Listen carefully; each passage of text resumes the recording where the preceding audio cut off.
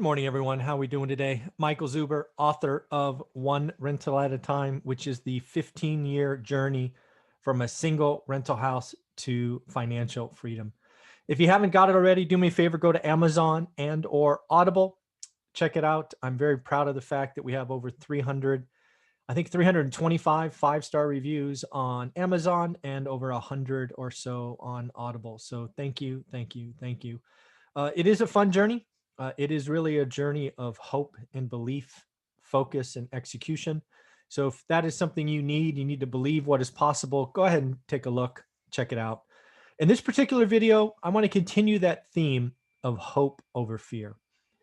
I believe there is a lot of YouTube entertainers who understand that fear, making you get scared, uncertain, really gets a lot of clicks.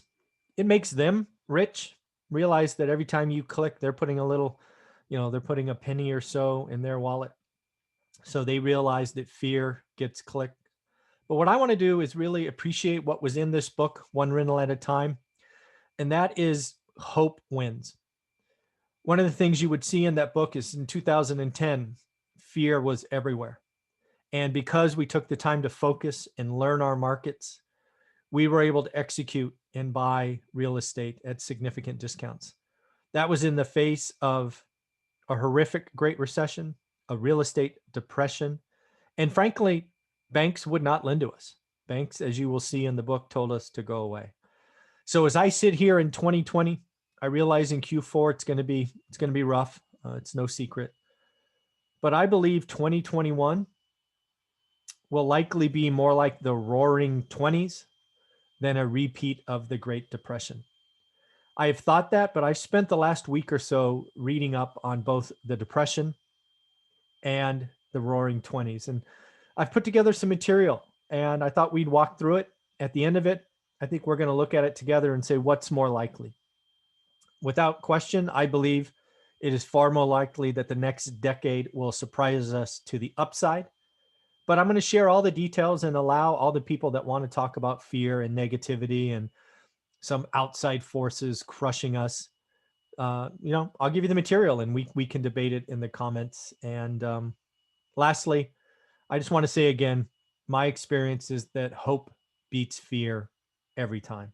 Fear wins in the moment. Fear may win a battle, but the war, wealth, execution comes from hope. So let's bring it up and let's have a conversation.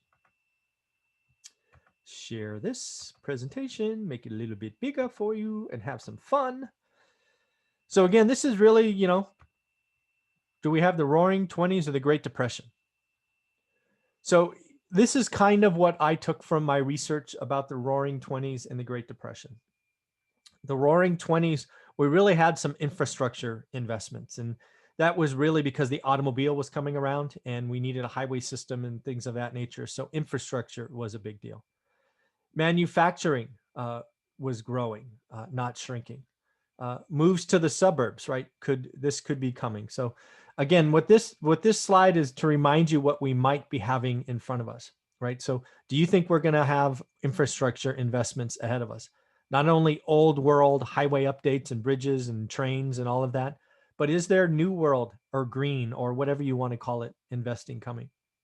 Do you think manufacturing is going to grow or shrink? You will see that in the comparisons to the Roaring 20s and the Great Depression. I believe something that is not yet talked about, but is a critical component to realize is we are going to be moving to the suburbs, better quality of life, cheaper, better for family. And most suburbs are not ready. They don't have the corner store. They don't have the coffee shop. They don't have the school systems aren't big enough. I believe the suburbs is going to be significant investment and significant opportunities. Work from home. All the technology investments that will be coming both to the home and to offices for mixed use working environments. Big deal. Does entertainment change, right? We have seen essentially Hollywood shut down or slowed down significantly. Does entertainment change? Movie theaters, right? Is there a push to streaming only? Frankly, professional sports, right? Is the arena need to change? Do we go I was going to say 3D, but that's silly. Virtual reality. That's what I'm thinking of. See what happens when you do these live. Oh, well, virtual reality. Oil and gas, right? There's a dependency on oil and gas. Does that change? Do we evolve? Uh, New business creation. Yes, Q4 is going to be record bankruptcies, no questions. It's tragic. All losses of small businesses because of this, horrible. But the other side is, man, there's going to be record business formation, great lease terms put in place. The future looks good, although there are some dark days ahead. Lending, right? Does the lending environment stay loose? Does the Fed come in with more small lending programs that are focused on small business? New technology. We have seen technology really accelerate, work from home and 5G coming. And again, lots of good things I think are coming, but let's see. Safety nets. One of the things that I think will happen in the near future is safety nets will be strengthened or grown. I think there's a general appreciation that we have a large swath of our economy that has been displaced, that are in industries that will be, I don't know, shrunk. Automation will replace, and maybe the safety nets should be strengthened in re-education. And, maybe we need to train people for becoming healthcare workers and nurses and more construction workers, and just lots of things coming. Financial rules and regulations are very different than 100 years ago. The Federal Reserve is all in, which is very different than, again, 100 years ago. Again, one thing that I think is not being appreciated today is housing ownership. If we saw 2 or 3 percentage points increase in housing ownership, that is good. Now, again, let's remember these need to be good loans, fixed rate, none of this toxic debt that caused the '08 crash, but that's good. And again, millennials. I believe millennials will start flexing their muscle. They will be the generation to watch, much like the baby boomers have been for 50 years. I think the millennials need to step up. I think they need to flex their muscle and really show that they can move markets. And I think you're going to see them leaving cities and going to the suburbs. And what does that mean for the suburbs? So again, this is why all of this is why I think the next decade is far more closer to the Roaring 20s than the Great Depression. But let's look back at the Roaring 20s. Annual growth rate was about 4.7%. Jobless rates were 3.7, pretty good. Individuals started to invest in the stock market. Consumer debt exploded, and companies borrowed heavily. One of the things that was a trademark of the Roaring 20s is margin buying in the stock market. It really attracted everyday mom and pop. They had 10% margin. So for every dollar you put in, you could buy $10, which, as you will see, was one of the reasons for the collapse. Again, very different than today. But that's what the Roaring 20 was like. Other facts about the Roaring 20s, GDP went up 40% start to finish of the decade. Lots of technology progress. Again, I believe we are going to see technology be amazing in the next 10 years. Mass production of goods, which actually lowered prices and increased profits. Think the assembly line in cars. Electrification of America, right? What is next for America, right? Do we do something else or something different? We were building roads and infrastructure. I believe that is something that will be part of our next decade. Not only roads and infrastructure, but new infrastructure, different infrastructure. Again, I see huge positive forces for the next decade. Mass marketing, retailers like JCPenney's and Sears were really going out to different areas and catalogs and all of these different things. Again, today it won't be those brick and mortars, but it's Amazon, Shopify, other things. I think retailers will evolve in the next decade. And again, we will have stores. We will have places to go. We are social creatures. Cheap credit, boosted employment. Again, the Fed is all in. The Fed is going to create more and more lending programs, and I think will be a positive force. And all of this created more consumers. Yes, we have a swath of our consumer that are truly hurting today. I believe there's a focus, and I believe we will focus on helping them. And part of that is going to be not only providing some income support, but retraining and new opportunities. There will be reasons for those folks to perhaps move, right? Maybe you are in the service industry in San Francisco, and if enough tech companies leave, your job is not required. But you could go to Texas or Florida or some other market and be employed and enjoy things. In the end, consumers were positive. The roaring 20s were a good decade. The consumer was happy. I tracked the consumer. We talk about the consumer. They were happy and they spent. Unemployment, the sheer number of unemployed went from almost 12 million to nearly 3 million over the decade. It is important to realize that in the 20s, that was mainly a male-dominated statistic, but still an impressive drop. So the Great Depression, first off, it lasted a decade, right? There were fits and starts, ups and downs, but the Great Depression was generally referenced as a decade of pain.